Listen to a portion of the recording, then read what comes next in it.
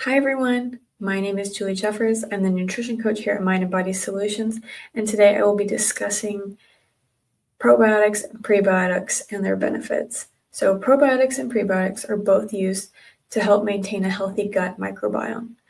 And while many health food products or supplements advertise that they have added pro and prebiotics, I'm personally an advocate of getting these through more whole food sources rather than taking something where they've been added in. And I'll touch on that in a little bit. So first, what are probiotics? Probiotics are live microorganisms such as bacteria or yeast that have beneficial effects on the body. Most commonly, probiotics are used for balancing the gut microbiome, treating, digestive disorders, stuff like that. So what are some of the benefits of probiotics? They have immunomodulating properties to help protect against infection. So whenever you're super sick and the doctors put you on antibiotics, well, those wipe out everything. Probiotics are there to reintroduce the beneficial bacteria and help kind of rebuild and restart after kind of that clean, wiping the slate clean. They also produce an anti-inflammatory response within the body. Probiotics help to repair a damaged intestinal barrier or gut lining. They protect against pathogens. They help in the treatment of diarrhea. They have antifungal properties. Certain strains have been shown to fight against the candida overgrowth. They can help to reduce cholesterol, and they, like I said, aid in the overall digestion through the balance of your gut microbiome. So why do I prefer getting in probiotics through food? Well, it's because probiotics are only beneficial if the microbes are still alive.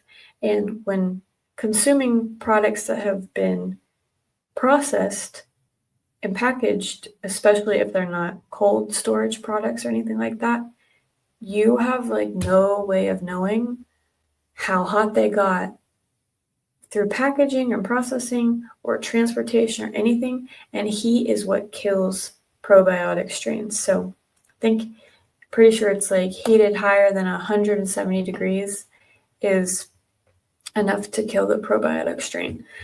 So you don't know if they're alive or not, so you could just be wasting money on taking, your off-the-shelf probiotic supplement if it hasn't been processed, in a careful manner.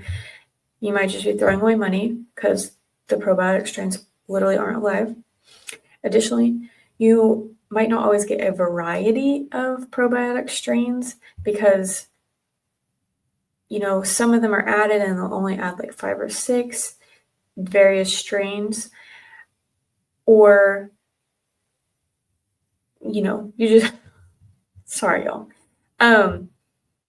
You're not always getting variety, and variety is important because various strains have various beneficial effects. Like one strain might do something completely different for your body than this other strain. So it's good to make sure you're getting a rounded selection of probiotics. And when eating probiotic-rich foods, there's a higher likelihood that the microbes are alive and well and ready to support your body. That being said, like I mentioned earlier, if you're eating them specifically for the purpose of probiotic benefits, not just for taste, flavor, whatever, be careful about, not letting them be heated. I prefer to eat them cold. And so some probiotic-rich foods include traditional fermented sauerkraut, fermented pickles, kimchi, miso, tempeh, kombucha, kefir, Greek yogurt, skyr, cottage cheese, or cultured coconut yogurt. And if you're buying dairy products, make sure you look at the packaging and check to make sure that it says contains live and active probiotics. And then normally it's followed by the list of the strains that are in there. And then for products like sauerkraut or pickles, make sure they don't contain vinegar. You're not looking on the non-refrigerated section where the rest of the pickles are. these are going to be pickled and have that sour flavor through the fermentation process. That's what we want. So these are always going to be in a refrigerated section, normally by the deli, and a lot of times the packaging boasts that they have probiotics. So once you kind of get into that area, you'll be able to weed out, okay, which one are just the cold pickles and which ones are the fermented pickles or the fermented sauerkraut, that sort of thing. It should probably say like contains 1 billion probiotics. They'll be proud of it. So it makes it kind of easy to find. But I'm going to give you a bonus challenge. I would challenge you to try making your own sauerkraut. It is super easy. I know it sounds scary because like fermenting things are growing and bacteria, and you might be afraid you're going to die if you do it wrong. No, that's not going to happen. Sauerkraut is super simple. You need a glass jar, cabbage, salt, water, thyme. So if you are interested, I definitely recommend giving it a go. It's a fun experiment to do. And if it doesn't work, try again another time. It didn't work for me my first time. I did it wrong, but that's besides the point. So go on Pinterest, look up a recipe, super easy. You can play around with the flavors. It's super fun. And it creates amazing tasting sauerkraut that you did yourself, and you can be proud of yourself, and it's healthy. It's great. I highly recommend it. Okay, moving on to prebiotics. So what are the prebiotics?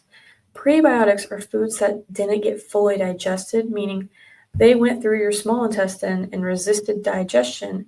They instead passed through to your large intestine, and now they're in there with all your probiotics, and they're feeding the probiotics. That's their food that's going to help them thrive, all that kind of stuff. So that's why we like prebiotics, because it's a food source for our probiotics.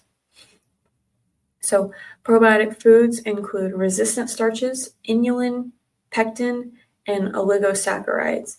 So examples of this include resistant starches, like we talked about last time. So there's two main categories. There's either your unripe, plantains or bananas, which isn't the most fun to eat, or cooked and cooled potatoes or legumes or other grains. So essentially eating them as leftovers, turn them into a resistant starch, which are prebiotics. Also, high fiber foods, so your fruits and vegetables are going to contain your pectin and your oligosaccharides. And then specifically inulin-rich foods are going to be stuff like asparagus, onions, leeks, garlic, and then also dandelion root and chicory root. So I hope you learned a little bit about how to support your gut health and just make sure things are going smoothly, make sure your microbiome is happy, because the more we support our gut microbiome, the more we support the body overall. So I hope this was helpful, and I'll see y'all next time.